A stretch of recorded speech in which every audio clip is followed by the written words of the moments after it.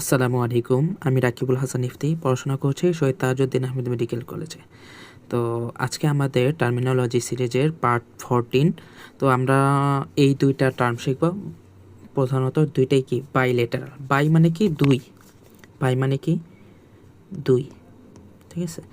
আর lateral মানে হচ্ছে পাশে।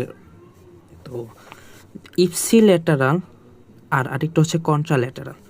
ইপসিলেটারাল হচ্ছে যদি এরকম হয় যে আমাদের একটা হিউম্যান বডির যদি একই পাশে দুই, ল্যাটারাল মানে হচ্ছে পাশে, তো ইপসি মানে কি একই, তো একই পাশে যদি দুইটা অর্গান হয়, দুইটা সাইড হয়, তাহলে সেটাকে আমরা বলছি হচ্ছে ইপসিলেটারাল। যেমন ধরি ডান হাত, কেমন ডান হাত এবং ডান পা, এই দুইটা কি হবে হচ্ছে একই দিকের অংশ, একই অংশ একই দিকের, তাহলে এটাকে আমরা বলছি হচ্ছে কি ইপসিলেটারাল।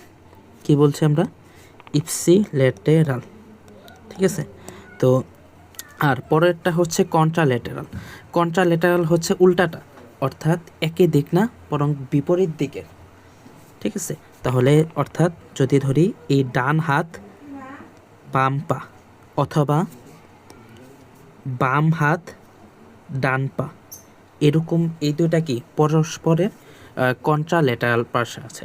তো আশা করি আমরা বুঝতে পেরেছি। তো পরবর্তী ভিডিওতে আমরা নতুন কোনো টপিক শিখবো। তো তখন পর্যন্ত ভালো থাকুন, সুস্থ থাকুন। আসসালামু আলাইকুম।